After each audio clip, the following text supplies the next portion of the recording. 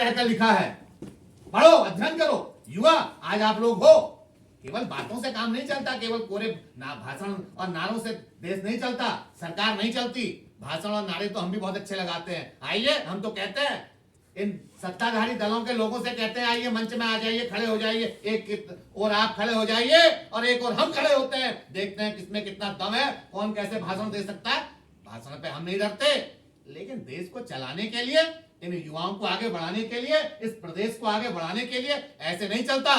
युवाओं के अधिकारों को जिस तरीके से आप युवाओं का आज शोषण कर रहे हैं, उस शोषण को बर्दाश्त नहीं किया जाएगा। और आपके नेतृत्व में किशन लाल जी, मैं कहना चाहता हूं, पूरे युवाओं को अलग जगाने की आपकी आवश्यकता है। आज कहां से कैसी स्थितियां हो गई हैं, युवा का चेहरा देखिए। हम लोग बार बार कहते हैं नशे से दूर रहो, नशे से दूर रहो। पढ़ने के बाद आज इस देवभूमि का युवा आज अपने आप को अकेला महसूस कर रहा है और वो गलत दिशा में बढ़ रहा है।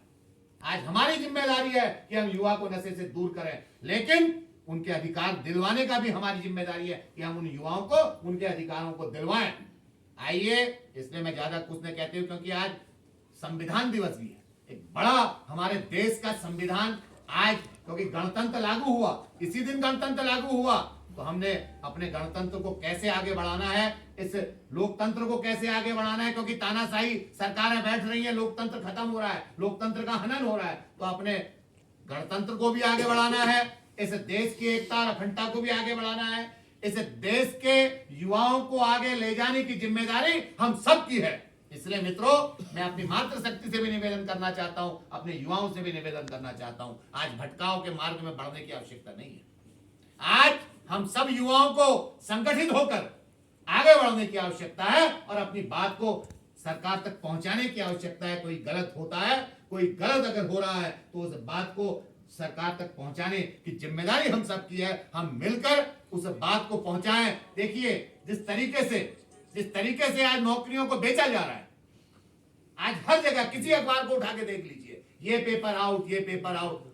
जिस समय हमने अधीनस्थ सेवा चयन आयोग का गठन किया था, उस समय हमने ये सोच के साथ किया था कि लोक सेवा आयोग बड़े पदों में अपनी विज्ञप्ति जारी करता है, अधीनस्थ सेवा आयोग अपने छोटे तृतीय श्रेणी, चतुर्थ श्रेणी, जो चतुर्थ श्रेणी तो उन्होंने खत्म कर दिया, क्लरिकल और आदि पोस्टों में हमारे युवाओं को तत्काल रोजगार देने का काम करेगा। लेकिन अधीनस्थ सेवा चयन आयोग में भी आज जिस तरीके से धांधलियां हुई, हमने कहा सरकार के मुखिया से, आप जांच करिए, क्यों सीबीआई जांच नहीं कराते हो? ऐसे भ्रष्टाचार की सीबीआई जांच होनी चाहिए।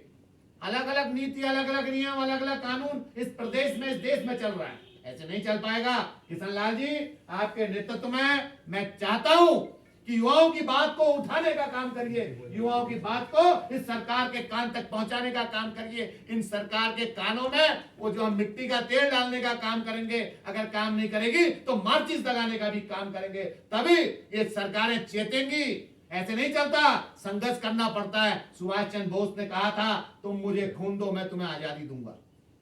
अलग अलग तरीके से कांग्रेस के नेतृत्व में सुभाष बाबू जैसे लोगों ने भी, जहां गरम दल के भगत सिंह और सुभाष बाबू जैसे लोग थे, जिन्होंने देश की आजादी के लिए 1857 के गदर से बुंदेले हर बोलों के मुंह, हमने सुनी कहानी थी, खूब लड़ी मर्दानी, वो तो झांसी वाली रानी थी। मैं इसीलिए महिलाओं को आगे लाने की बात करता हूं।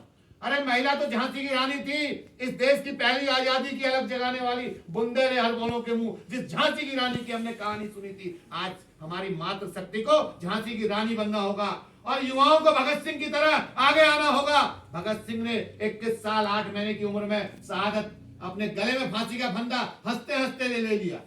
ये बहुत बड़ी शहादत होती है, प्राणों की आहुति देना सबसे बड़ी बात होती है। कह देते हैं हमने ये किया, हमने वो किया, अरे कुछ किया होता तो सामने आता। आज आप कई सालों से सरकार चला रहे हैं, लेकिन युवाओं का उत्पीड़न किया जा रहा है, युवाओं का शोषण किया जा रहा है। अब कतई इस शोषण को नहीं बर्दाश्त किया जाएगा। इसलिए मैं चाहता हूं कि किशन लाल जी के नेतृत्व में कांग्रेस पार्टी लगातार कार्यक्रम करते रहे, पूरे जनपद स्तर पर युवाओं की बात को उठाने का काम करे और युवाओं को मजबूत करने का काम करे। मैं आपके उज्जवल भविष्य की कामना करता हूं। जिस तरीके से हमने बहुत लंबा संघर्ष किया है, साथ में खेलों से लेकर सांस्कृतिक कार्यक्रमों से लेकर राजनीतिक संगठन में भी हमने लंबे समय तक काम किया है, तो मैं चाहता हूं आपके उस अनुभव का लाभ इस पार्टी को मिले और कांग्रेस पार्टी आने वाले सालों में और बेहतर जन मुद्दों को उठाने का काम करे। क्योंकि हमारा काम है कि जनता के उन विषयों को उठाकर हम जन जन तक पहुंचाएं, क्योंकि जो मुद्दे हैं, जैसे अभी राजू भाई कह रहे थे, जो सड़क आदि के मुद्दे हैं, इन सभी मुद्दों को लेकर हम जनता के बीच समय समय पर जाएं, जिससे जनता का नुकसान न हो। क्योंकि हमारा काम है कि जनता की कोई परेशानी है तो उसका तत्काल समाधान सरकार को करना चाहिए। सरकारें इसीलिए बनती है, केवल भ्रष्टाचार, घूसखोरी और चोरी के लिए सरकारें नहीं बनती। सरकारें इसीलिए बनती हैं, जनप्रतिनिधि